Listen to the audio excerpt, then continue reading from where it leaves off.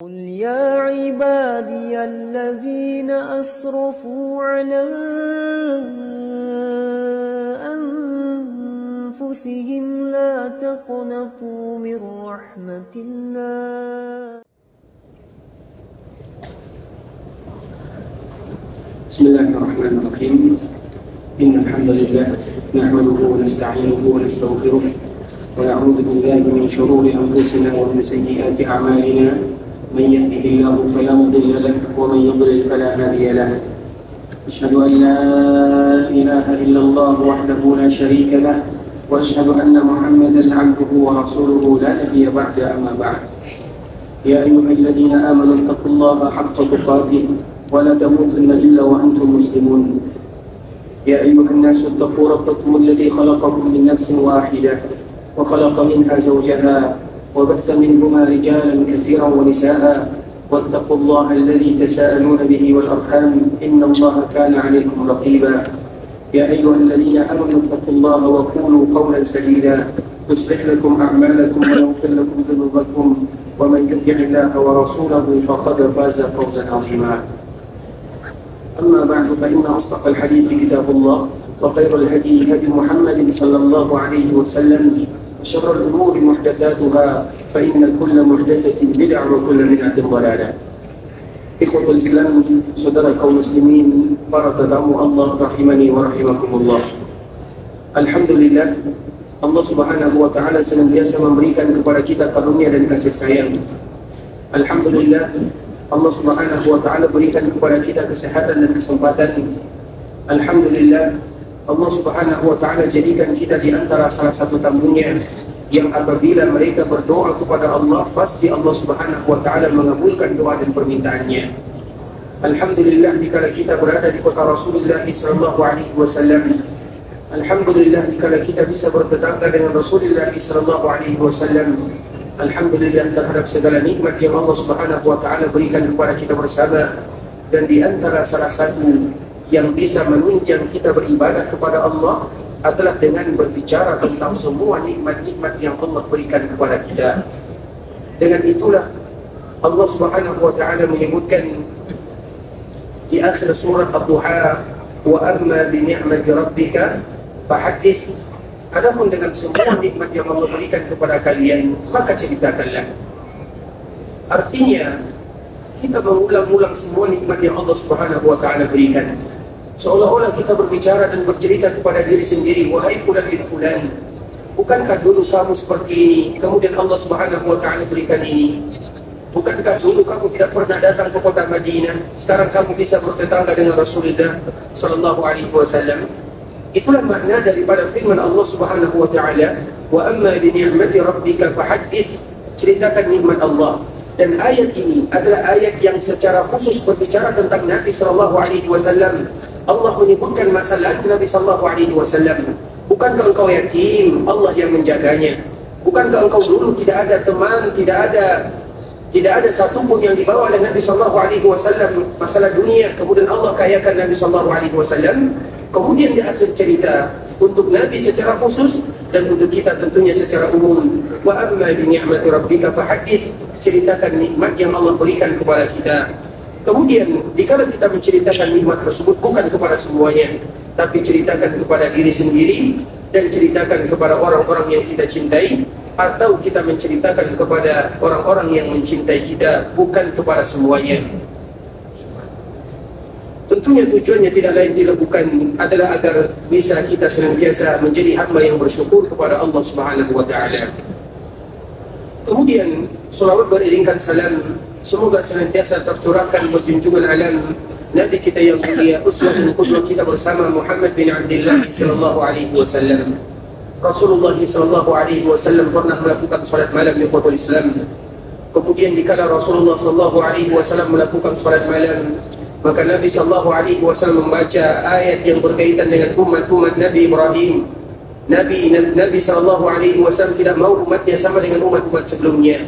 Nabi Ibrahim berdakwah kepada Allah, tidak satupun di antara umatnya yang menerima dakwahnya. Dia diusir, dia dibakar, dia pergi ke sini, dia pergi ke sana. Jarang di antara mereka yang beriman kepada Nabi Ibrahim kecuali sedikit saja. ketika Nabi Ibrahim atau ketika Nabi SAW membaca ayat yang berkisah tentang Nabi Ibrahim, Nabi sedih. Nabi tidak mau umatnya sama dengan umat Nabi Ibrahim alaihissalam. Begitu juga dikala Nabi SAW membaca ayat yang berkaitan dengan umat Nabi Isa, banyak di antara mereka yang juga tidak suka kepada Nabi Isa, atau juga ada di antara sebahagian mereka yang durhaka kepada nabinya. Nabi juga tidak mau umatnya sama dengan umat Nabi Isa alaihissalam. Sehingga dengannya Nabi SAW menangis, betul-betul menangis. Bahkan Nabi SAW menghabiskan malam-malamnya bermunajat kepada Allah Subhanahu wa Ta'ala sambil meneteskan air mata. Kemudian dikala Nabi SAW menangis dan Allah Subhanahu wa Ta'ala mengetahui apa alasannya, kenapa Nabi menangis, Allah Subhanahu wa Ta'ala sudah mengetahuinya. Kemudian Allah Subhanahu wa Ta'ala mengutus malaikat Jibril. Wahai Jibril, pergilah kamu kepada Muhammad, temui dia. Kenapa dia menangis? Dan Allah tahu kenapa nabinya menangis. Hanya saja Allah Subhanahu wa Ta'ala ingin memberitahukan kepada makhluk-makhluk yang lainnya dan juga kepada kita sebagai umatnya, kenapa Nabi kita SAW menangis. Maka Jibril datang kepada Nabi SAW, mengucapkan salam, kemudian bertanya kepada Rasulullah SAW, ya Muhammad, aku diutus oleh Allah untuk berjumpa dengan dirimu, hanya sekedar untuk bertanya, ma yubki, apa yang membuat engkau menangis? Maka apa jawaban Nabi SAW? Mengapa Nabi SAW menghabiskan malamnya menangis, bermohon kepada Allah, bermunajat kepada Allah, melakukan ibadah-ibadah yang mulia? Maka jawaban Nabi SAW tidak lain tidak bukan, ummati, yang membuat aku menangis adalah karena memikirkan kita sebagai umatnya. Kenapa Nabi SAW menangis? Karena Nabi tidak mau umatnya sama dengan umat-umat sebelumnya.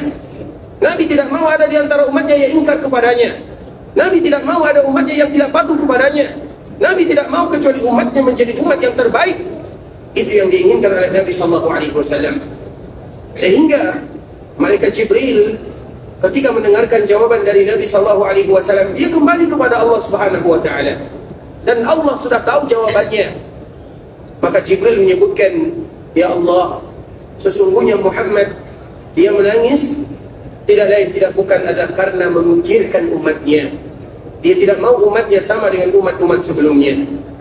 Kemudian apa kata Allah Subhanahu wa Ta'ala? Wahai Jibril, kembali datang kepada Nabi Muhammad, kemudian sampaikan kepadaku firmanku ini. Maka Jibril alaihissalam kembali datang kepada Rasulullah SAW dengan membawa firman Allah yang sangat mulia. Ketika Jibril sudah bersua dengan Nabi SAW, maka Jibril mengatakan, ya Muhammad, sesungguhnya Allah Subhanahu wa Ta'ala mengatakan kepada dirimu, inna sanurdika fi ummatika wa la nasu'uk. Kami akan membuat engkau bangga dengan umatmu, dan kami tidak akan pernah membuat engkau kecewa terhadap apa yang mereka lakukan. Dan itulah makna daripada firman Allah Subhanahu wa Ta'ala dalam surat yang masih sama, wala sawfa yu'tika rabbuka fatarda. Allah akan senantiasa memberikan kepada engkau, kepada Nabi Muhammad SAW, sampai Nabi ridha dengannya. Dan apa yang membuat Nabi SAW ridha? Yang membuat Nabi ridha adalah ketaatan umatnya, yang mana dengan ketaatan umat tersebut, maka merekalah orang yang paling banyak mengisi surga Allah Subhanahu wa Ta'ala. Sehingga disebutkan dalam sebuah hadis yang dikeluarkan oleh Imam At-Tabrani rahimahullahu ta'ala, bahwa di surga itu ada 120 barisan, ada 120 saf, dan 80 saf, maka itu terisi, atau 80 saf tersebut menjadi miliknya umat Rasulullah SAW, dengan arti kata 2/3 surga yang mengisinya adalah umat baginda Nabi yang mulia SAW. Dan semoga kita termasuk di antara salah satunya. Artinya ikhwatul Islam, begitulah sayangnya Nabi SAW kepada kita bersama. Nabi selalu memikirkan kita sebagai umatnya.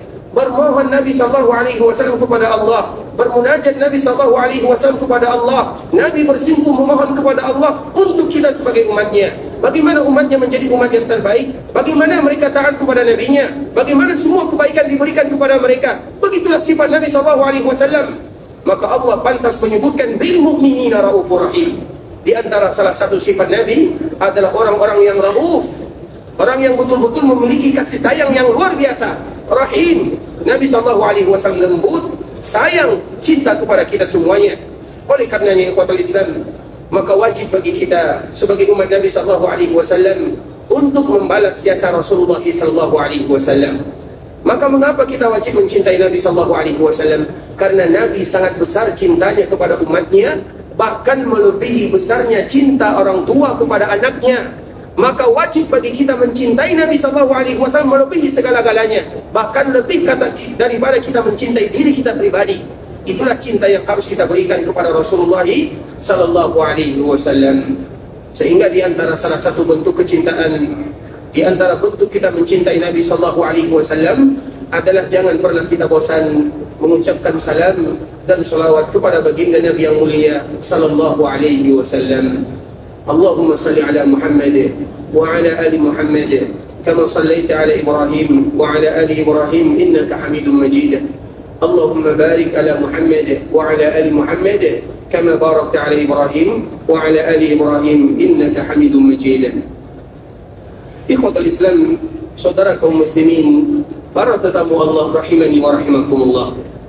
Alhamdulillah, kita akan kembali melanjutkan pembahasan kita yang sebelumnya, masih berkaitan dengan wafatnya Rasulullah SAW. Kemarin kita telah menyebutkan ikhwatul Islam, wafatnya Rasulullah SAW merupakan musibah yang melanda dunia. Karena munculnya Nabi SAW, adanya Nabi SAW adalah anugerah dari Allah Subhanahu wa Ta'ala, dan kita wajib bangga dengannya. Sehingga Allah Subhanahu wa Ta'ala menyebutkan tentang Nabi, la pada mannya, artinya Allah berikan anugerah yang besar, yang luar biasa kepada kalian semuanya, melebihi dari segala nikmat-nikmat yang ada, yaitu Rasul kita yang mulia sallallahu alaihi wasallam. Artinya kalau seandainya Nabi sallallahu alaihi wasallam dipanggil oleh Allah Azza wa Jalla, maka itu merupakan musibah yang melanda dunia. Bukan hanya melanda sahabat Rasulullah sallallahu alaihi wasallam, namun juga melanda kita sebagai umat Rasulullah sallallahu alaihi wasallam. Namun apalah daya, Nabi juga manusia biasa. Sebagaimana Nabi dan Rasul sebelumnya dipanggil oleh Allah, maka Nabi pun akan dipanggil oleh Allah Subhanahu wa Ta'ala, dan mau tidak mau Nabi akan berpisah dengan dunia untuk selama-lamanya. Secara kehidupan dunia, Nabi SAW sudah tiada. Namun dikala Nabi berada di alam barzakh, maka Nabi SAW kembali dihidupkan oleh Allah, namun kehidupannya sudah berbeda dengan kehidupan duniawiyah. Kemudian ikhwatul Islam, ketika Nabi SAW wafat, di antara efeknya, banyak di antara mereka yang baru saja masuk ke dalam agama Islam, mereka kembali kepada agama lamanya. Mereka meninggalkan agama Islam. Maka itu merupakan di antara tugas besar Abu Bakar As-Siddiq radhiyallahu ta'ala anhu. Maka kita kenal Abu Bakar As-Siddiq radhiyallahu ta'ala anhu, ikhwatul Islam. Di antara salah satu tugas yang paling besar yang diemban oleh Abu Bakar As-Siddiq adalah bagaimana mengembalikan mereka-mereka yang sudah keluar dari agama Islam, agar mereka tetap kembali kepada agama Islam. Sebelum kita menceritakan yang demikian ikhwatul Islam, kita ingin menyebutkan bahwa kepemimpinan Abu Bakar As-Siddiq radhiyallahu ta'ala anhu, para ulama mereka berbeda di sana. Ada yang menyebutkan Abu Bakar As-Siddiq menjadi pemimpin setelah Nabi dengan nas-nas yang ada, nas-nas yang jelas. Ada lagi sebahagian para ulama menyebutkan Abu Bakar memimpin setelah Rasulullah SAW dengan bahasa isyarat yang disebutkan oleh Rasulullah SAW. Walaupun menurut kami pribadi Islam, Abu Bakar As-Siddiq radhiyallahu ta'ala anhu, dia memimpin setelah Rasulullah SAW dengan bahasa isyarat dari Nabi SAW. Karena apabila Nabi menyebutkan dengan nas yang jelas, maka tidak mungkin orang-orang Madinah, orang-orang Ansar, mereka berkumpul di Saqifah Bani Sa'idah, berkumpul untuk mencari pemimpin. Kalau seandainya Nabi menyebutkan Abu Bakar yang memimpin setelahku, apabila ada orang yang tidak menerimanya, maka mereka berdosa semuanya. Kalau itu disebut dengan nas. Tapi selama itu merupakan bahasa isyarat dari Nabi, artinya Nabi tidak menyebutkan secara terus terang Abu Bakar yang akan memimpin setelahku. Nabi tidak menyebutkan yang demikian, tapi Nabi menyebutkan dengan bahasa isyarat. Makanya ketika Nabi SAW wafat, orang-orang Madinah mereka berkumpul di Saqifah Bani Sa'idah yang ada di bagian kanan Masjid Nabawi yang sampai sekarang masih ada. Kemudian mereka menunjuk Abu Ubaidah yang menjadi pemimpinnya. Dia yang akan menjadi pemimpin orang-orang Ansar. Kemudian ikhwatul Islam, kalau Nabi menyebutkan dengan nas, maka mereka tentunya salah. Tapi selama Nabi SAW menyebutkan dengan isyarat, maka mereka tentunya berijtihad karena mereka belum tahu atau tidak semuanya tahu tentang isyarat yang disebutkan oleh Rasulullah SAW. Apa maknanya? Abu Bakar ini ikhwatul Islam disebutkan oleh Nabi SAW sebagai penggantinya dengan bahasa isyarat. Kita sebutkan salah satu contohnya. Ketika Nabi SAW sebelum wafat, 5 hari sebelum Nabi SAW dipanggil oleh Allah, maka Nabi tidak lagi bisa menjadi imam bagi kaum muslimin. Di hari Kamis, Nabi masih bisa menjadi imam untuk para sahabatnya. Salat subuh masih bisa menjadi imam. Salat zuhur masih bisa menjadi imam. Salat asar masih bisa menjadi imam. Salat maghrib itu adalah imam terakhir yang dipimpin oleh Nabi SAW untuk para sahabatnya. Di salat maghrib ini Nabi SAW membaca surat Al-Mursalat. Kemudian setelah Nabi SAW selesai menjadi imam, Nabi kembali ke rumah ibunda kita Aisyah. Kemudian dikala datang waktu Isya, Nabi SAW ingin berwuduk, namun tiba-tiba Nabi SAW tidak sadarkan diri. Kemudian Nabi SAW tidak sadarkan diri dalam waktu yang lama. Kemudian dikala Nabi kembali sadarkan diri, Nabi meminta air, Nabi meminta bejana yang ada airnya. Kemudian Nabi membasuh mukanya, membasuh tangannya, membasuh jasadnya. Kemudian setelah Nabi membasuh jasadnya, membasuh mukanya, Nabi kembali tidak sadarkan diri. Kemudian dikala Nabi SAW tidak sadarkan diri dalam waktu yang lama, Nabi kembali sadarkan diri. Dan apa kata Rasulullah SAW? Asallan nas, apakah sahabatku mereka sudah melaksanakan ibadah salat? Karena para sahabat Nabi masih menunggu Nabi untuk melaksanakan salat Isya berjamaah, dan tidak mungkin ada di antara mereka yang berani melakukan salat berjamaah tanpa Nabi SAW. Kemudian Nabi bertanya, asallan nas, apakah sahabatku sudah melaksanakan salat Isya? Maka para sahabat yang ada, mereka mengatakan, hum yantazirunak, mereka sedang menunggu ya Rasulullah.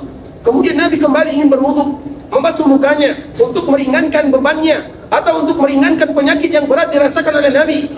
Kemudian setelah melakukan yang demikian, Nabi kembali tidak sadarkan diri. Nabi kembali pingsan. Sudah 3 kali Nabi SAW pingsan. Kemudian Nabi tidak sadarkan diri dalam waktu yang lama. Kemudian Nabi kembali sadar, Nabi kembali bangun. Kemudian pertanyaan Nabi masih sama, asallan nas, apakah manusia sudah salat? Jawabannya masih sama, mereka masih senantiasa menunggu ya Rasulullah. Kemudian Nabi kembali berwudu, mengambil air, membersihkan ke mukanya. Kemudian Nabi kembali tidak sadarkan diri. Sudah 4 kali Nabi tidak sadarkan diri. Kemudian dalam waktu yang lama, Nabi SAW kembali tersadar. Kemudian pertanyaan Nabi masih sama, asallan nas, apakah sahabatku sudah melaksanakan ibadah salat? Jawaban masih sama, mereka masih menunggumu ya Rasulullah.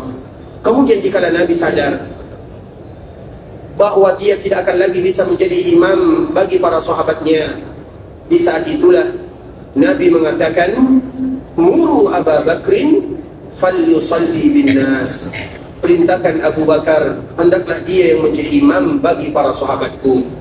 Dan itu terjadi di malam Jumat, dikala melaksanakan salat Isya. Dan itulah awal di mana Nabi tidak lagi bisa menjadi imam bagi para sahabatnya. Dan setelahnya Nabi kembali berbaring di rumah ibunda kita Aisyah radhiyallahu ta'ala anha. Dan itu adalah awal di mana para sahabat Nabi, mereka tidak lagi mendengarkan bacaan dari Nabi SAW. Dari hadis ini ikhwatul Islam, Nabi SAW mengatakan, muru Abu Bakrin falyusalli bin nas, perintahkan Abu Bakar yang menjadi imam untuk manusia. Para ulama, terutama dari kalangan sahabat Nabi yang mulia, ada yang menyebutkan Umar bin Khattab radhiyallahu ta'ala anhu, ada pula yang menyebutkan Ali bin Abi Thalib radhiyallahu ta'ala anhu. Terlepas daripada itu semua, namun istimbat yang mereka pakai, Abu Bakar dipilih oleh Nabi SAW menjadi imam salat.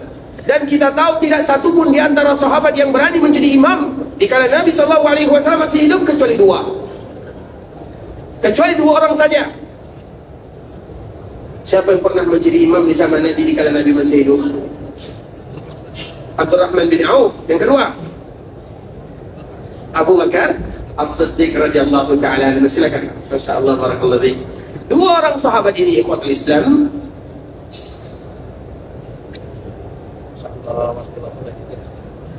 Dua orang sahabat ini ikhwatul Islam adalah orang yang dimuliakan oleh Allah Subhanahu wa taala, pernah menjadi imam di zaman Nabi sallallahu alaihi wasallam.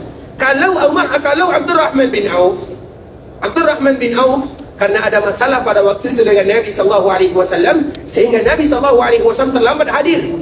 Tapi kalau Abu Bakar As-Siddiq betul-betul ditunjuk oleh Nabi, muru Abu Bakrin falyusalli bin nas, perintahkan Abu Bakar dan suruh dia yang menjadi imam.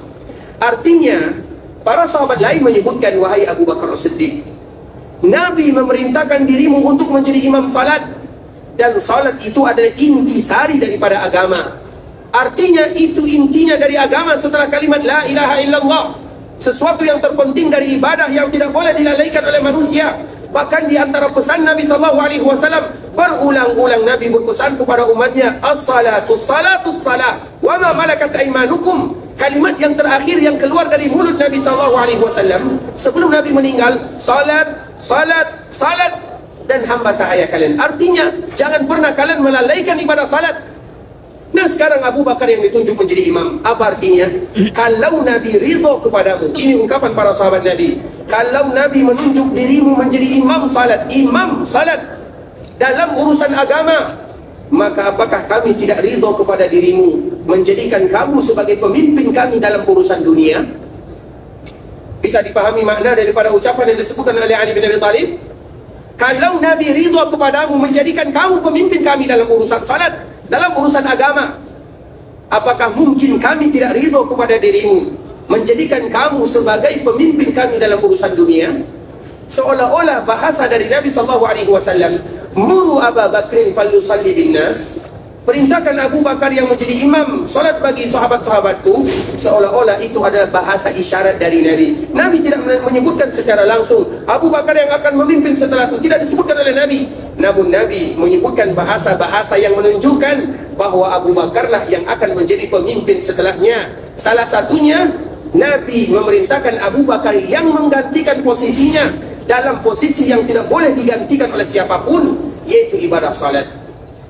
Maka istimbat ini ikhwatul Islam diambil oleh sebahagian para sahabat Nabi, dan pada akhirnya mereka ridha menjadikan Abu Bakar As-Siddiq sebagai pengganti Rasulullah SAW. Begitu juga dengan hadis-hadis yang lainnya ikhwatul Islam.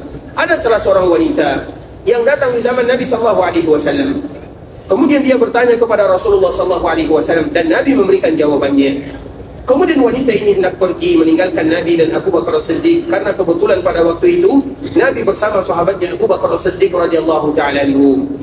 Kemudian wanita ini kembali bertanya, ya Rasulullah, kalau seandainya nanti aku ingin kembali bertanya tentang masalah agama dan aku tidak menjumpai dirimu, kepada siapa aku harus bertanya? Maka apa kata Rasulullah SAW?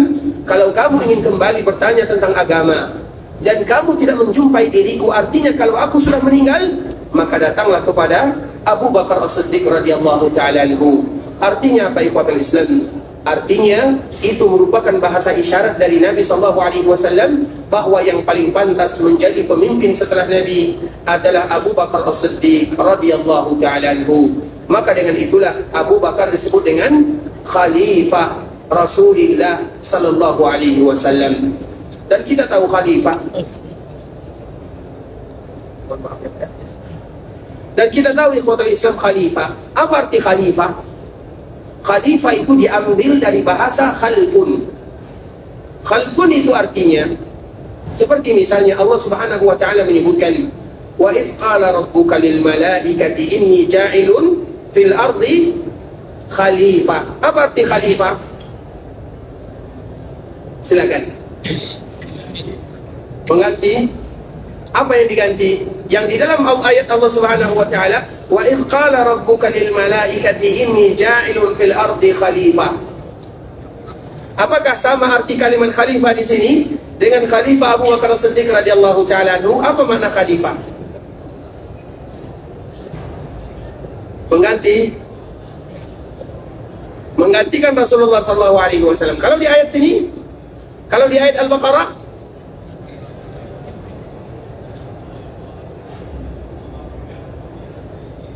Masya Allah, Allah jika khairan, barakallahu fiik. Silakan, silakan. Masya Allah, barakallahu fiik. Allah jika khairan. Silakan. Ikhwatul Islam, khalifah itu diambil dari kata-kata khalfun. Di dalam bahasa Arab,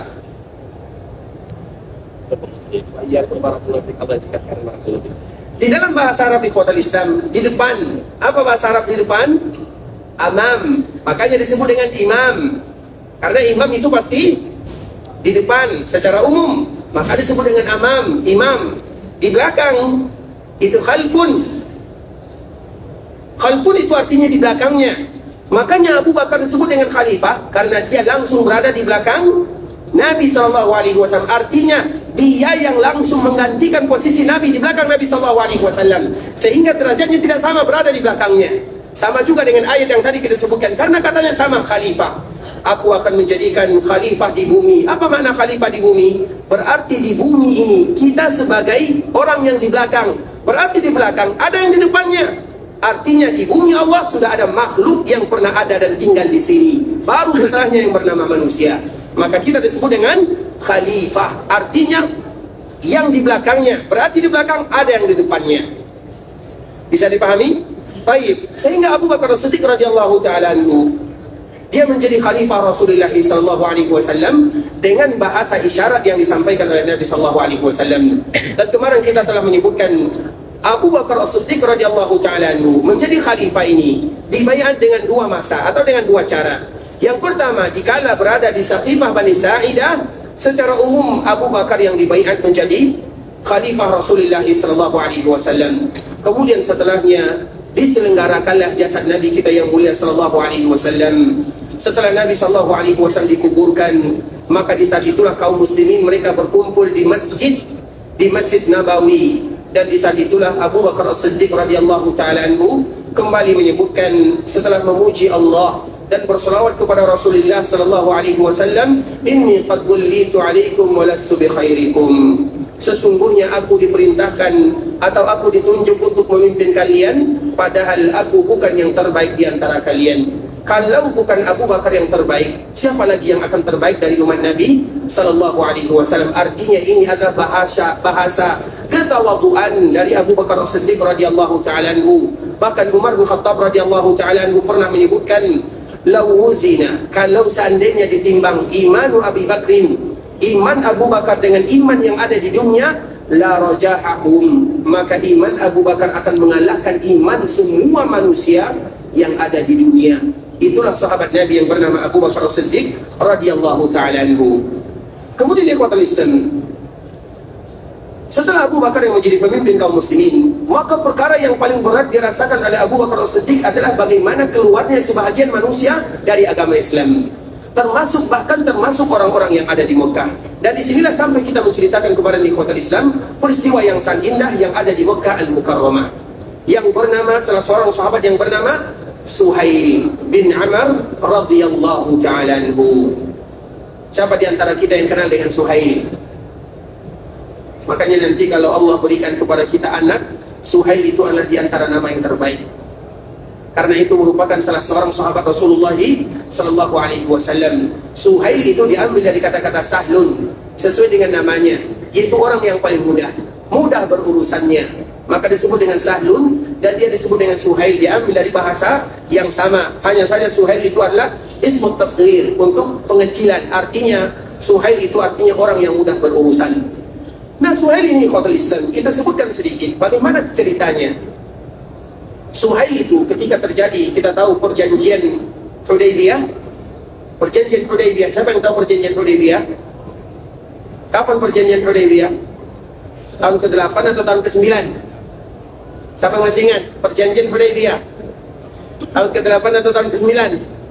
Siapa yang berani jawab? Angkat tangan. Angkat tangan yang berani jawab. Masya Allah, tabarakallah rahman, barakallah. Silakan Pak, silakan Pak.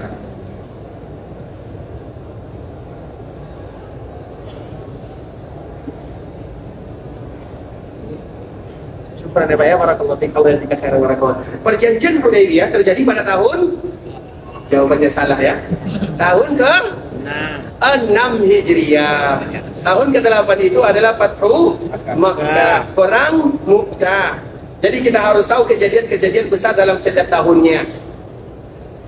Jadi pertanyaannya pertanyaan menipu ya Pak ya. Karena biasanya kalau kita salah, insya Allah besok-besok kita tidak akan salah lagi. Baik ikhwatul Islam, perang Hudaybiyah atau perjanjian Hudaybiyah ini ikhwatul Islam, perjanjian di mana Nabi SAW ingin melakukan ibadah umrah. Nabi umrah 4 kali, haji 1 kali. Nah, dikala Nabi ingin melaksanakan ibadah umrah pada tahun ke-6 Hijriah, maka Nabi dihalangi di sana, di sebuah tempat yang bernama Hudaybiyah. Maka terjadilah perjanjian Hudaybiyah. Nah, dari kalangan Nabi atau dari pihak Nabi SAW adalah Nabi itu sendiri. Dari pihak orang-orang Quraisy yang diutus adalah Suhail yang tadi kita bicarakan. Makanya dikala Suhail datang, apa kata Nabi SAW? Dikala melihat yang datang itu adalah Suhail, padahal dia belum Muslim pada waktu itu. Karena sesuai dengan namanya, makanya nama itu penting. Apa kata Rasulullah? Suhail tadi apa artinya? Mudah. Apa kata Rasulullah SAW? Selama Suhail yang datang, urusan kita akan mudah. Sesuai dengan namanya. Makanya kalau cari nama anak, tak usah nama-nama yang rumit-rumit, cari nama-nama yang indah. Nama-nama yang dengannya kita akan setiap hari mendoakan dirinya. Suhail, artinya semoga Allah senantiasa memberikan kemudahan kepadamu nak, dan semoga senantiasa engkau memudahkan orang lain. Nah, itu artinya. Kemudian ikhwatul Islam, Suhail ini dulu ada sebuah cerita yang mana pada akhirnya kita akan berbicara tentang dirinya, bagaimana perjuangannya dan bagaimana dia menyelamatkan orang-orang yang ada di Mekah dari kekufuran dan dari kemurtadan. Terutama setelah Nabi SAW dipanggil oleh Allah Azza wa Jalla. Dikala terjadi perang Badar di ikhwatul Islam, perang Badar yang terjadi, Badar itu ada 2. Badar yang terjadi pada tahun kedua Hijriah dan Badar yang terjadi pada tahun ketiga Hijriah. Badar itu ada 2. Badar yang terjadi pada tahun kedua Hijriah, semua kita tahu. Badar yang terjadi pada tahun ketiga Hijriah setelah terjadinya perang Uhud. Kemudian perang Uhud ini kaum muslimin mereka tidak kalah seutuhnya. Yang mana kaum muslimin iya banyak di antara mereka yang syahid di jalan Allah Subhanahu wa taala. Kemudian pada akhirnya orang-orang musyrikun meninggalkan Nabi SAW. Kemudian setelah meninggalkan Nabi, sebelum meninggalkan Nabi, apa kata Abu Sufyan yang pada waktu itu menjadi pemimpin orang-orang Quraisy? Kita akan kembali bertemu di Badar. Kita akan kembali bertemu di Badar. Nah, itulah yang disebut dengan perang Badar yang kedua. Kemudian pada akhirnya Nabi SAW dalam keadaan yang rumit. Para sahabat mereka banyak yang wafat, ya banyak yang syahid, banyak di antara mereka yang terluka. Maka Nabi setelahnya pergi lagi ke Badar. Dikala Nabi sampai di Badar, namun tidak kelihatan orang-orang Quraisy di sana. Maka itulah yang disebut dengan Badar yang kedua. Walaupun tidak terjadi peperangan di kota Islam, namun ada Badar yang kedua. Kapan? Setelah terjadinya perang Uhud. Nah, terlepas daripada itu semua, perang Badar yang pertama yang disebut dengan Badar Al-Kubra, maka Allah Subhanahu wa taala memberikan kemenangan kepada kaum muslimin. Banyak di antara mereka orang-orang Quraisy menjadi tawanan kaum muslimin. Dan di antara salah satu yang menjadi tawanan perang adalah Suhail yang tadi kita ceritakan. Suhail ini termasuk orang yang menjadi tawanan kaum muslimin. Dan Suhail ini adalah orang yang ahli di dalam berbicara, pandai retorikanya, khutabaul Arab. Dia termasuk khatibnya orang-orang Arab, bahasanya indah, intonasinya bagus. Kalau dia yang berbicara maka akan didengarkan oleh semuanya. Itu adalah Suhail. Di antara salah satu yang memprovokasi orang-orang Makkah untuk melawan Nabi SAW dikala terjadi perang Badar adalah Suhail itu sendiri. Karena kalau sudah Suhail yang berbicara, orang lain akan mendengarkan dirinya. Maka disebut dengan ahli di dalam berbicara. Retorikanya bagus, disebut dengan khutbah. Kemudian ikhwatul Islam, dikala dia menjadi salah satu tawanan kaum muslimin ketika terjadi perang Badar, maka yang paling marah kepadanya adalah Umar bin Khattab radhiyallahu taala anhu. Kita tahu dikala Nabi SAW bermusyawarah dengan para sahabatnya, ada Abu Bakar di sana, ada Umar di sana, ada Utsman di sana, ada Ali bin Abi Thalib, ada Sa'ad bin Abi Waqqas, ada Abdurrahman bin Auf, ada sahabat-sahabat Nabi SAW yang mulia. Nabi bermusyawarah dengan mereka, kita apakan para tawanan ini? Sekarang kita sudah mendapatkan lebih daripada 70 orang tawanan. Harus kita apakan mereka? Maka Abu Bakar mengatakan, ya Rasulullah, ambil fidyah darinya, karena sekarang kita butuh kekuatan. Umar mengatakan, ya Rasulullah, tidak ada satupun dari tawanan ini kecuali kita potong lehernya. Umar bin Khattab radhiyallahu ta'ala anhu. Kemudian pada akhirnya Nabi SAW lebih condong kepada pendapat Abu Bakar As-Siddiq radhiyallahu ta'ala anhu. Kemudian setelah Nabi mengambil instruksi, memberikan instruksi bahwa tawanan ini diambil dari mereka fidyah. Fidyah itu artinya ikhwatul Islam, tebusan. Maka setiap mereka wajib membayar tebusan sesuai dengan kemampuan masing-masing atau sesuai dengan takaran masing-masing. Dan tidak semuanya mendapatkan atau diberikan tebusan. Ada di antara mereka yang dibebaskan oleh Rasulullah SAW. Kemudian ikhwatul Islam, setelah Nabi memberikan instruksi ini, maka Allah turunkan wahyu. Maka li nabiyyin an yakuna lahu asra. Tidak pantas bagi seorang nabi dikala mereka memiliki tawanan. Artinya ternyata pendapat yang benar itu adalah pendapatnya Umar bin Khattab radhiyallahu ta'ala anhu. Dikala ayat ini turun, maka Nabi menangis, Abu Bakar juga menangis. Jangan-jangan Allah marah dan murka kepada kita. Karena kenapa kita tidak mengambil pendapat Abu Bakar, Umar bin Khattab radhiyallahu ta'ala anhu? Maka Umar ini disebut dengan muhaddatsun. Muhaddatsun itu artinya mulhamun, orang yang diberikan ilham oleh Allah Subhanahu wa ta'ala. Banyak pendapatnya, banyak perkataannya yang nanti akan kita jelaskan dikala kita berbicara tentang Umar, yang sama dengan wahyu dari Allah Subhanahu wa ta'ala.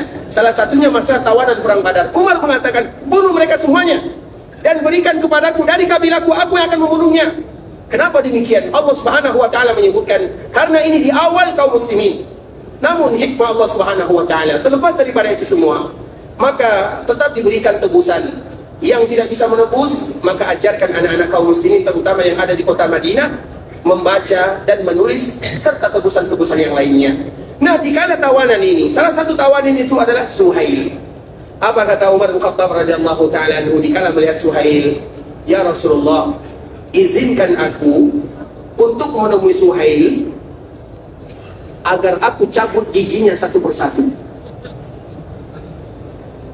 Kenapa Umar mengatakan yang demikian?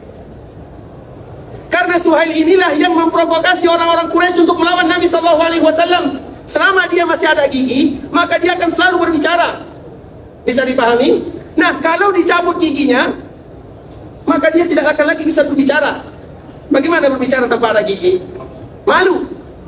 Artinya itulah yang diinginkan oleh Umar bin Khattab radhiyallahu ta'ala anhu. Ya Rasulullah, izinkan diriku untuk mencabut giginya. Kalau Nabi izinkan, maka Suhail sudah tanggal giginya semuanya. Tapi apa jawaban Nabi SAW? Nabi menyebutkan, wahai Umar, bisa jadi suatu saat nanti engkau akan bangga dengan dirinya. Itulah ungkapan Nabi kita yang mulia SAW. Dan memang Nabi SAW Raufun Rahim. Nabi itu adalah orang yang rahim, tidak suka balas dendam. Nabi seorang yang penyayang, sehingga lawan dan kawan mereka semuanya segan kepada Rasulullah SAW. Sebuah sifat yang sangat mulia. Bukan berarti Umar tidak mulia. Dan itu pada tempatnya. Ketegasan Umar pada waktu ini memang betul-betul pada tempatnya. Namun Nabi diberikan ilham wahyu oleh Allah, akan terjadi peristiwa yang besar yang akan membuat semua kaum muslimin bangga dengan Suhail suatu saat nanti. Kapan terjadi? Bukan di zaman Nabi, karena memang banyak peristiwa-peristiwa yang disebutkan oleh Nabi SAW. Namun setelahnya Nabi wafat, dan baru terjadi peristiwa yang Nabi sebutkan ini setelah Nabi dipanggil oleh Allah Subhanahu wa ta'ala. Dan itu tentunya merupakan di antara bentuk mukjizat ayat yang Allah berikan kepada Rasulullah SAW. Ikhwatul Islam, saudara kaum muslimin. Kemudian maka akhirnya Suhail ini termasuk orang yang dibebaskan. Kemudian dikala terjadi perang Uhud, maka Suhail ini kembali ikut bersama orang-orang musyrikun. Dia kembali oleh Umar bin Khattab radhiyallahu ta'ala anhu. Coba bayangkan, kalau seandainya dulu aku cabut giginya, maka dia tidak akan lagi berani ikut. Dan bukan hanya itu saja, ikhwatul Islam, di perang Ahzab dia juga ikut. Bukan hanya itu, di perjanjian Hudaybiyah dia yang menjadi wakilnya orang-orang Quraisy. Belum lagi terlihat apa makna daripada sabda Nabi SAW. Nabi menyebutkan suatu saat nanti kalian akan bangga dengannya. Kapan terjadi? Belum lagi. Kemudian pada akhirnya setelah terjadi Fathu Mekah, mau tidak mau Suhail termasuk di antara salah satu yang menerima dakwah Rasulullah SAW. Walaupun pada awalnya dalam keadaan terpaksa, kemudian lama-lama menjadi biasa, setelahnya tumbuh cinta. Dan begitu juga kepada kita di dalam beribadah. Beribadah dikala kita dipaksa tidak menjadi masalah. Dipaksa, kemudian setelahnya terbiasa, setelahnya lama-lama kita akan menjadi cinta kepadanya. Nah, demikian juga dengan Suhail ikhwatul Islam. Kemudian terjadilah peristiwa yang disebutkan oleh Nabi SAW. Wahai Umar, kata Nabi SAW kepada Umar, dikala Umar ingin mencabut giginya, wahai Umar, engkau akan dibuat bangga oleh Suhail suatu saat nanti. Kapan sabda ini berlaku? Atau kapan sabda Nabi SAW ini terjadi? Terjadi ketika Nabi dipanggil oleh Allah Subhanahu wa Ta'ala. Dikala Nabi wafat, itu musibah yang berat. Dikala Nabi wafat, banyak di antara mereka yang murtad. Dikala Nabi wafat, banyak di antara mereka yang tidak lagi patuh kepada agama Islam. Ada di antara mereka yang tidak bayar zakat. Intinya dikala Nabi wafat, betul-betul musibah yang luar biasa. Makanya walaupun kepemimpinan Abu Bakar As-Siddiq hanya 2 tahun 3 bulan saja, namun itu merupakan fondasi yang kokoh. Kalau seandainya, kita kalau berandai-andai, karena kalau berandai-andai itu ikhwatul Islam, ada yang dibolehkan, ada yang tidak dibolehkan. Kalau seandainya selain Abu Bakar yang menjadi pemimpin, maka belum tentu mereka bisa melakukan sebagaimana yang dilakukan oleh Abu Bakar As-Siddiq radhiyallahu ta'ala anhu. Dan nanti akan kita sebutkan sedikit bagaimana kuatnya kepemimpinan Abu Bakar As-Siddiq. Abu Bakar ini kalau secara fisik dia biasa-biasa saja, tidak terlalu kuat. Namun yang kuat itu adalah imannya, hatinya, ketegarannya, ketegasannya. Itu yang kuat. Dan dia adalah orang yang paling kuat cintanya kepada Allah dan cintanya kepada Rasulullah SAW. Makanya dikala orang-orang atau dikala Nabi wafat, banyak orang yang tidak bayar zakat, banyak orang yang membangkang. Salah satunya adalah penduduk Mekah dan orang-orang yang ada di sekitar Mekah. Kemudian di kota Islam, jikalau orang-orang Mekah mereka sudah mulai ragu dengan Islam. Kenapa ragu dengan Islam? Nabi sudah dipanggil oleh Allah Subhanahu wa Ta'ala. Yang bertahan pada waktu itu sedikit dari kalangan orang-orang atau mereka yang berasal dari Madinah. Orang-orang yang ada di Madinah, mereka semuanya bertahan di dalam agama. Orang yang ada di luar Madinah, mereka sudah mulai ragu. Apalagi orang-orang yang ada di Mekah, apalagi orang-orang yang jauh dari Mekah dan Madinah, mereka banyak keraguannya tentang agama. Maka orang Mekah, siapa yang menyelamatkannya setelah Allah Subhanahu wa Ta'ala? Yang menyelamatkan mereka adalah Suhail dengan bahasa dia yang sangat indah, yang tadi dialah yang selalu memberikan provokasi kepada orang-orang musyrikun untuk melawan Nabi SAW. Namun sekarang dia memiliki jasa yang sangat indah di dalam agama. Dikala orang-orang Mekah mereka ingin kembali kepada agama lamanya, dikala mereka sudah ragu dengan baginda Nabi yang mulia SAW, maka ada salah seorang anak daripada Suhail ini yang bernama Abu Jandal. Dia mengatakan kepada ayahnya, wahai ayahanda, adrikin nas, cepatlah engkau membantu manusia. Adrik itu tangkap mereka, artinya jangan biarkan mereka keluar dari agama. Maka Abu Jandal dikala memberitahukan kepada ayahnya Suhail, Suhail ini berlari kemudian berdiri di Ka'bah Al-Musharrafah. Dan disitulah momen di mana Nabi pernah menyebutkan kepada Umar, wahai Umar, suatu saat nanti kamu akan dibuat bangga dengan Suhail. Inilah momennya. Dan dia adalah orang yang khutbah, ucapannya tidak banyak. Dia menyebutkan kepada orang-orang Mekah setelah memuji Allah Subhanahu wa Ta'ala dan setelah berselawat kepada Rasulullah SAW, dia menyebutkan, wahai orang-orang Mekah, la takunu akhir man aslam wa awwalu man irtad. 2 kalimat saja. Siapa yang tahu artinya? Kalau kita terjemahkan ke bahasa kita, hilang keindahannya. Tapi apalah daya, karena jarang di antara kita yang pandai bahasa Arab, terpaksa juga kami terjemahkan. Tadi kepada Islam, artinya, wahai penduduk Mekah, la takunu akhir man aslam. Jangan kalian menjadi orang yang terakhir masuk ke dalam agama Islam. Yang terakhir masuk ke dalam agama Islam itu adalah kita penduduk Mekah. Madinah, mereka sudah lama masuk ke dalam agama Islam. Mereka sudah lama berjuang dengan Nabi SAW. Sahabat-sahabat yang lainnya semuanya sudah mendahului kita. Dan yang terakhir masuk Islam itu kita. Dikala terjadi Fathu Mekah, yaitu pada tahun ke-8 Hijriah. Maka Suhail mengatakan, la takunu akhir man aslam. Jangan kalian menjadi orang yang terakhir sekali masuk Islam. Wa awwalu man irtad. Dan orang yang pertama kali keluar dari Islam. Kalian orang terakhir masuk Islam, dan kalian pula lah orang yang pertama kali keluar dari Islam. Artinya apa ikhwatul Islam? Bahasa ini walaupun hanya 2 kalimat dan 2 kata, namun memiliki makna yang luar biasa, sangat indah di dalamnya. Artinya, kenapa kalian yang pertama kali masuk, atau kenapa kalian yang pertama kali keluar dari Islam, padahal kalian baru saja masuk ke dalam agama Islam? Mana iman kalian? Mana takwa kalian? Mana ikrar kalian? Dan kita tahu ikhwatul Islam, di antara sifat orang Arab, makanya kenapa di antara para ulama, mulai dari dari zaman Ibnu Qutaybah sampai di zaman sekarang ini, para ulama mereka mencari kenapa Nabi itu berasal dari bangsa Arab, Nabi SAW, karena mereka memiliki sebuah kaidah yang tidak dimiliki oleh umat mana saja. Mereka itu ikhwatul Islam, kalau iya iya, kalau tidak tidak.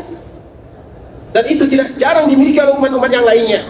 Maka di saat itulah ikhwatul Islam, dikala orang Mekah, dikala mereka ragu, mereka ingin meninggalkan agama, meninggalkan semuanya, namun datang Suhail dan menyebutkan, kalian yang terakhir masuk Islam, kalian pula yang pertama kali keluar darinya. Seolah-olah dia mengatakan, mana otak kalian? Itulah bahasanya. Dengan kalimat ini ikhwatul Islam, semua, bayangkan, semua penduduk Mekah dengan 2 kalimat, mereka tetap tegar di dalam agama Allah Subhanahu wa taala dan tetap kembali kepada agama Rasulullah SAW. Dan itulah makna yang disebutkan oleh Nabi kepada Umar bin Khattab, suatu saat nanti kalian akan dibuat bangga oleh Suhail, dan disitulah kaum muslimin dibuat bangga oleh Suhail, terutama bagi penduduk Makkah Al-Mukarramah, dikala mereka tetap bertahan di dalam agama Islam ketika kabilah-kabilah yang lainnya mereka sudah mulai keluar dari Islam. Gara-gara siapa? Karena Allah, kemudian gara-gara Suhail.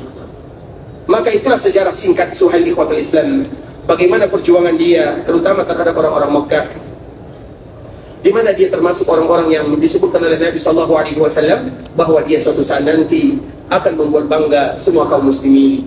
Ketika mendengarkan berita ini, sampai berita ini kepada kota Madinah dan sampai di telinga Umar bin Khattab radhiyallahu taala anhu, maka di saat itulah Umar bin Khattab radhiyallahu taala anhu memuji Allah Subhanahu wa taala, berselawat kepada Rasulullah SAW dan menyebutkan sadaqa Rasulullah sallallahu alaihi wasallam. Sungguh benar apa yang telah diucapkan oleh Rasulullah sallallahu alaihi wasallam. Kalimat sedekah ini ikhwatul Islam bukan berarti dikala Nabi mengucapkannya Umar tidak percaya.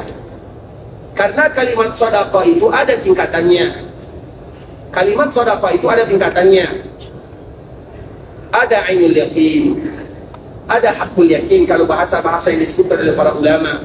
Ada mereka yang yakin, ada mereka yang betul-betul yakin, ada mereka yang ainul yakin. Ainul yakin itu ikhwatul Islam, dikala mereka membuktikan apa yang dulu disebutkan oleh Nabi kita yang mulia sallallahu alaihi wasallam, maka dikala itulah Umar mengatakan sadaqa Rasulullah sallallahu alaihi wasallam. Dikala penduduk Mekah mereka bertahan di dalam agama, dikala musibah melanda dunia, Nabi sudah dipanggil oleh Allah Subhanahu wa taala, dan itu semua salah satu alasannya ada karena pendirian Suhail yang dia betul-betul menjadi khutbah Quraisy, yang mana dia dengan kalimat-kalimat yang indah menetapkan dan menegarkan hati kaum muslimin. Ikhwatul Islam, saudara kaum muslimin, para tetamu Allah rahimani wa rahimakumullah, mungkin masalah Abu Bakar As-Siddiq radhiyallahu taala anhu insyaallah akan kita pending sementara waktu, dan insyaallah besok akan kita kembali menyambung tentang bagaimana kepemimpinan Abu Bakar As-Siddiq radhiyallahu taala anhu, kepemimpinan yang singkat namun betul-betul merubah dunia.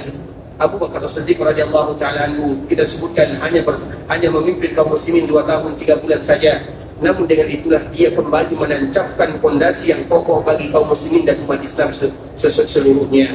Makanya dikala kita berada di kota Madinah, di antara salah satu yang dianjurkan bagi kita adalah berziarah ke perkuburan Nabi yang mulia sallallahu alaihi wasallam, dan doa berziarah ini selalu kita mengulang-ulangnya dengan mengatakan assalamu alayka ya Rasulullah wa rahmatullahi wa barakatuh, sallallahu wa sallama wa baraka alaika wa jazaka afdala ma jaza nabiyyan bi ummati. Kemudian kalau seandainya kita menambah, maka itu yang terbaik. Wa nashhadu annaka ballaghta ar-risalah wa nasahta al-ummah wa jahadta fillahi haqqa jihadi. Kemudian setelah kita berziarah ke perkuburan Nabi, maka ada perkuburan Abu Bakar di sana. Dengan kemuliaan Allah yang diberikan oleh Allah kepada Abu Bakar As-Siddiq, maka Allah kumpulkan mereka bersama baginda Nabi yang mulia di alam barzakh. Maka mau tidak mau, di samping kita berziarah mengucapkan salam kepada Nabi, kita pun mengucapkan salam kepada Khalifah Nabi sallallahu alaihi wasallam dengan mengucapkan assalamu alayka ya Khalifah Rasulillah, atau juga mengucapkan assalamu alayka ya Abu Bakar wa jazaka an ummatil islami khairal jazaa. Keselamatanlah untukmu wahai Abu Bakar, keselamatanlah untukmu wahai pengganti Rasulullah sallallahu alaihi wasallam, dan semoga Allah memberikan balasan terhadap dirimu atas apa yang telah kamu lakukan bagi Islam dan juga seluruh kaum muslimin. Itu merupakan di antara kewajiban kita bersama ikhwatul Islam ketika kita berada di kota Madinah, berziarah ke perkuburan baginda Nabi yang mulia sallallahu alaihi wasallam. Namun kita juga harus berziarah ke perkuburan sahabat Abu Bakar, dan setelahnya juga berziarah ke perkuburan Umar bin Khattab radhiyallahu taala anhu. Dan lebih yang terpenting lagi adalah bagaimana kalimat-kalimat yang harus kita baca. Dan insyaallah kembali nanti akan kita mengulang bagaimana doa berziarah ke perkuburan Nabi, ke perkuburan Abu Bakar As-Siddiq, dan juga ke perkuburan Umar bin Khattab radhiyallahu taala anhu. Ikhwatul Islam, saudara kaum muslimin, para tetamu Allah rahimani wa rahimakumullah, sampai di sini pembahasan yang bisa kami jelaskan. Yang benar sudah pasti dari Allah Subhanahu wa taala, yang salah itu dari diri kami pribadi karena kurangnya ilmu kami, karena kebodohan dan karena kejahilan kami. Kami mohon dimaafkan kalau seandainya ada kata-kata yang kurang berkenan di hati, pemaparan yang salah kami di dalam menyampaikannya. Dan sebelum kita menutup pembahasan kita di ikhwatul Islam, ada beberapa menit lagi sebagaimana biasanya. Kalau ada di antara kita yang ingin bertanya atau kalau belum jelas apa yang kami sampaikan, maka kami persilahkan. Barakallahu fikum. Ada yang ingin bertanya, kami persilahkan. Kalau tidak ada? Silakan. Karena mungkin terlalu jauh di belakang, bisa jadi dua alternatif, suaranya dikuatkan atau maju ke depan. Waalaikumsalam warahmatullahi wabarakatuh.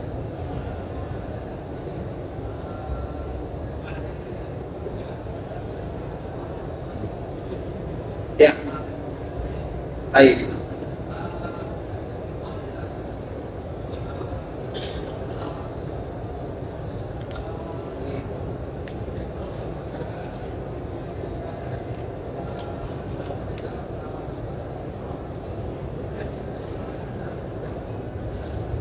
Barakallahu fikum ikhwatal Islam. Kemarin kita telah menyebutkan hadis yang dibawakan oleh Anas bin Malik radhiyallahu taala anhu, yang dikeluarkan oleh Imam Abu Ya'la, bahwa Rasulullah sallallahu alaihi wasallam bersabda bahwa semua para nabi, bukan hanya Nabi sallallahu alaihi wasallam saja, bahwa semua para nabi mereka hidup di perkuburannya, yusallun, bahkan mereka melaksanakan ibadah salat.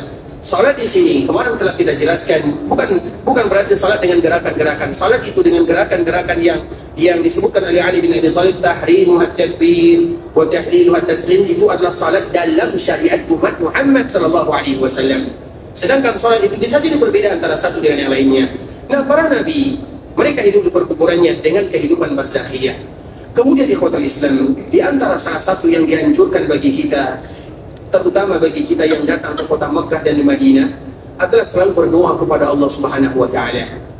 Di dalam sebuah hadis yang sangat indah ikhwatul Islam, ini merupakan momen yang jarang kaum muslimin melakukannya. Bahkan banyak sekali di antara mereka melewatkannya. Padahal ini merupakan hadiah dan bonus dari Allah Subhanahu wa taala.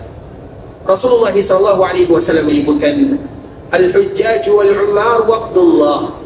Sesungguhnya para jemaah haji, para jemaah umrah, mereka itu merupakan tamunya Allah.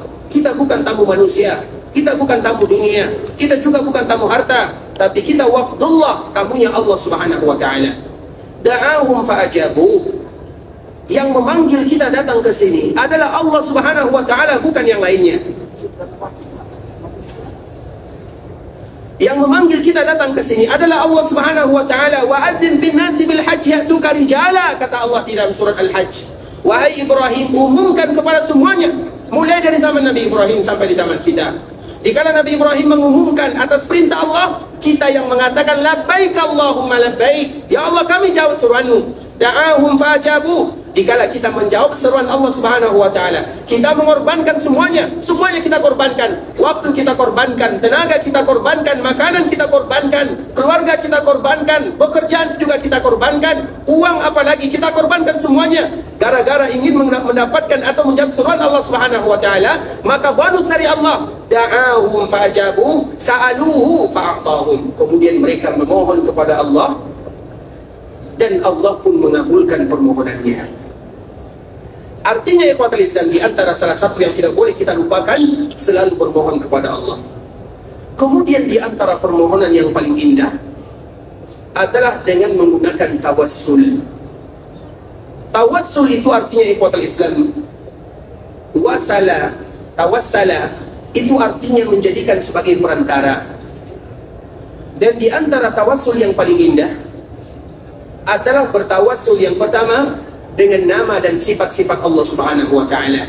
Setiap ada kalimat yang ada di dalamnya ya hayyu ya qayyum, atau Allahu la ilaha illa huwal hayyul qayyum, atau la ilaha illallah wahdahu la syarikalah, maka itulah yang disebut dengan asma'ullah atau ismullahil a'zam alladhi idza du'iya bihi ajab wa idza su'ila bihi a'ta. Apabila seorang hamba menggunakan kalimat ini, maka tidak ada permintaan mereka kecuali Allah kabulkan. Makanya di dalam doa bertawassullah dengan ismullahil a'zam, dengan nama-nama Allah yang sangat mulia. Makanya kenapa Nabi diizinkan oleh Allah untuk memberikan syafaat di akhirat? Kapan Nabi diizinkan memberikan syafaat atau diizinkan memberikan syafaat kepada umat di akhirat? Kapan Nabi diberikan izin memberikan syafaat? Nabi tidak memiliki syafaat kecuali atas izin Allah Subhanahu wa taala. Bisa dipahami? Nabi tidak bisa memberikan syafaat kecuali atas izin Allah. Pertanyaannya, kapan baru Allah izinkan Nabi memberikan syafaat? Setelah Nabi sujud. Kemudian Nabi memuji Allah dengan pujian-pujian yang sangat indah yang terdapat di dalamnya kalimat-kalimat Allah Subhanahu wa taala dengan ismullahil a'zam salah satunya. Bisa dipahami? Artinya Nabi baru diizinkan memberikan syafaat dikala Nabi memuji Allah dengan pujian yang indah. Begitu juga dengan kita. Dikala kita ingin berdoa kepada Allah, maka bertawassullah dengan kalimat-kalimat yang indah ini. Kemudian ikhwatul Islam, juga dikala setiap kali kita berdoa, dan ini merupakan PR bagi kita bersama, terutama dikala kita berada di Mekah dan Madinah, maka ucapkanlah Allahumma inni as'aluka bi anni ushiduka bi annaka anta Allahu la ilaha illa ant al-ahad as-samad alladhi lam yalid wa lam yulad wa lam yakul lahu kufuwan ahad.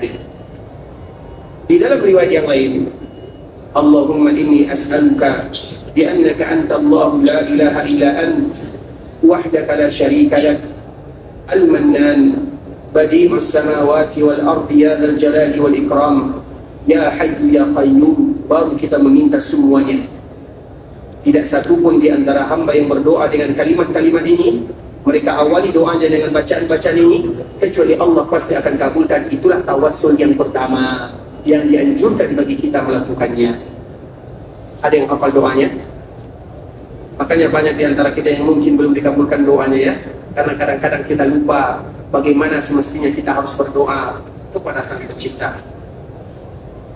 Dan semoga Allah kabulkan doa dan permintaan kita bersama.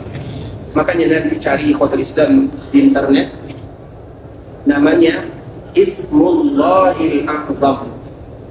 Kemudian kalau kita dapat, hafal. Kalau tidak hafal, diusahakan menghafal. Kalau juga tidak hafal, sebelum berdoa baca kalimat ini, walaupun melalui handphone dan yang semisalnya, baru kita berdoa kepada Allah Subhanahu wa taala. Itu yang pertama. Ada yang hafal? Karena tidak hafal, besok lagi kita sambung ya. Jadi pertanyaan ini besok kita kembali kita sambung insyaallah taala masalah tawassul, dan akan kita sebutkan apa yang semestinya harus kita lakukan. Ikhwatul Islam, saudara kaum muslimin, karena waktu kita tinggal sedikit, semoga Allah Subhanahu wa taala ampunkan dosa kita bersama. Allah mudahkan urusan kita, lancarkan perjalanan kita. Allah terima semua amal ibadah kita. Allah kabulkan doa-doa kita, dan Allah jadikan umrah kita adalah umrah yang mabrurah. Dan semoga Allah berikan kesempatan kepada saudara-saudara kita, keluarga kita, agar mereka juga menjadi tamunya Allah Subhanahu wa taala. Kita tutup dengan mengucapkan doa kafaratul majlis. Subhanakallahumma bihamdika asyhadu an la ilaha illa anta astaghfiruka wa atubu ilaik. Wa sallallahu wa sallim ala nabiyyina wa habibina wa khalilina wa sayyidina Muhammadin wa ala alihi wa sahbihi wa sallam tasliman katsira. Assalamualaikum warahmatullahi wabarakatuh.